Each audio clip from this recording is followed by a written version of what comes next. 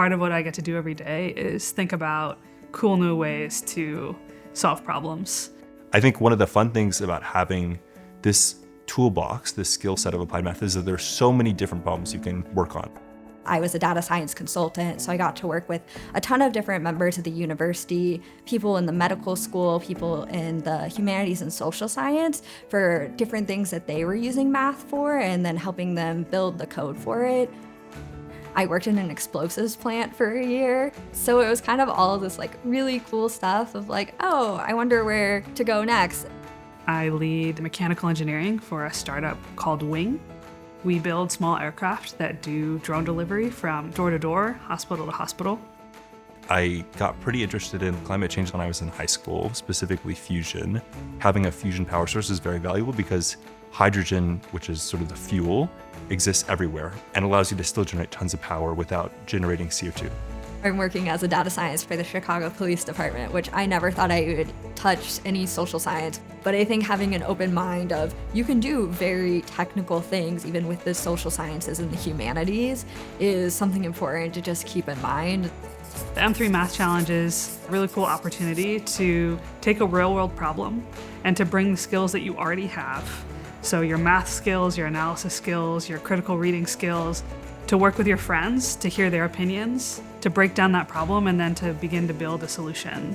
So I remember having a lot of fun with it and just being super proud of we were able to start from absolutely nothing when we opened the problem to 14 hours. We had a paper and a model that kind of worked. You are learning how powerful math is and how basic it is to everything we do. This was my first time getting exposure to do a problem that was impacting in the real world. Waste Not, Want Not was the challenge title, and it was all about recycling.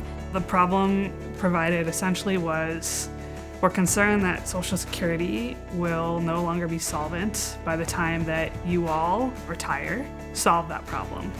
The prompt was specifically focused on evaluating climactic risk in national parks, basically looking at how rising sea levels would consume the area of parks.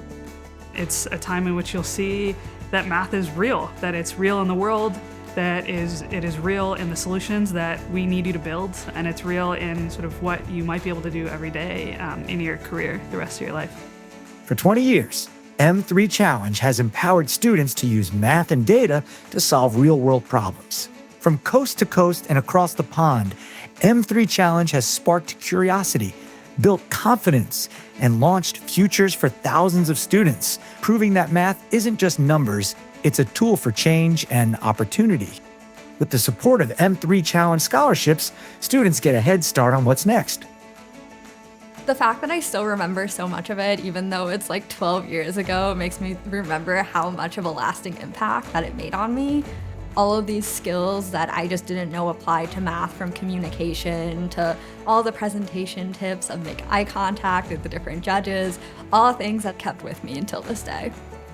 I think what the world needs is people who can break down really complex problems, to understand the problem, to communicate the problem, and then to start to build towards that solution.